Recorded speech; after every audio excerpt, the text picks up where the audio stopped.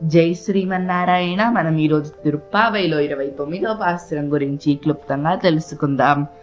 சித்தும் சிறுகாலே ஒன்றுன்னை சேவித்து உன் பொத்தாமரையடியே போத்தும் பொருள் கேளாய்.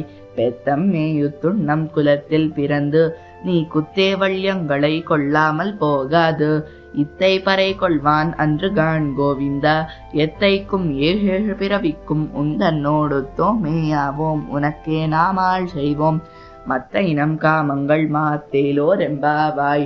బాగా తెల్లవారక మునిపే వచ్చి నిన్ను సేవించి నీ బంగారు శ్రీపాదములకు మంగళం పాడడానికి ప్రయోజనాల్ని విను.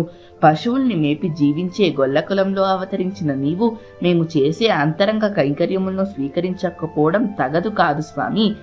ఈరోజు పరే అనే వాయిద్యాన్ని పుచ్చుకొని వెళ్లేవాళ్ళం కాదు గోవిందా. నీతోనే 7 జన్మలకి విడతీయరాని బంధం కావాలి. నీకు కైంకర్యం చెయ్యాలి.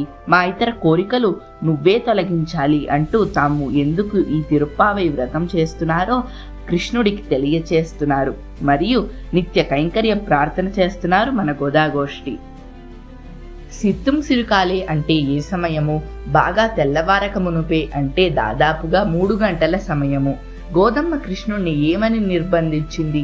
పశువుల్ని మేపి గొల్లకులంలో అవతరించిన నీవు గోపికలైన మేము చేసే అంతరంగ కైంకర్యములను ఖచ్చితంగా స్వీకరించాలి అని నిర్బంధించింది గోదాదేవి. శ్రీయఃపతి గొప్ప లేకపోతే శ్రీయఃపతి దాసులు గొప్ప అంటే శ్రీయఃపతి కంటే శ్రీయఃపతి దాసులు గొప్ప. గోదాదేవి ఎలా జన్మించుటకు కోరుకుంది?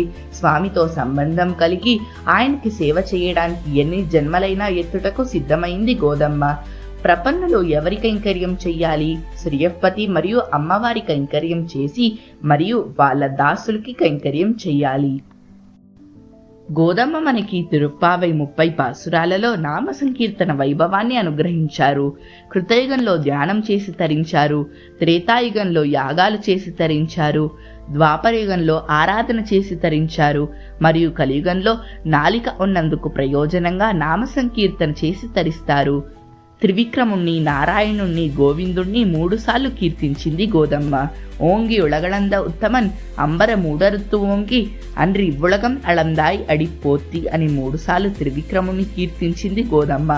నారాయణనే నమక్కే పరై తరువాన్, నారాయణన్ మూర్తి కేశవనే, నాత తుషాయముడి నారాయణన్ నమ్మాల్ అని 3 సార్లు నారాయణుణ్ణి కీర్తించింది గోదమ్మ. కూడారై వెళ్ళుం సీర్ గోవింద, కురై ఒన్రుమిల్లాద గోవింద, పరై కొల్వాన్ అన్రుగాన్ గోవింద అని 3 సార్లు గోవిందుణ్ణి కీర్తించింది గోదమ్మ. ఇలాగే నారాయణుణ్ణి, గోవిందుణ్ణి, త్రివిక్రముణ్ణి కీర్తించింది గోదమ్మ. నామ సంకీర్తనలో భాగంగా గోవింద అని కీర్తించింది గోదమ్మ. దివ్యదేశానికి వస్తే ద్వారకని కీర్తించింది గోదమ్మ. జై శ్రీమన్నారాయణ. ఆండాల్ తిరువడిగళే శరణం.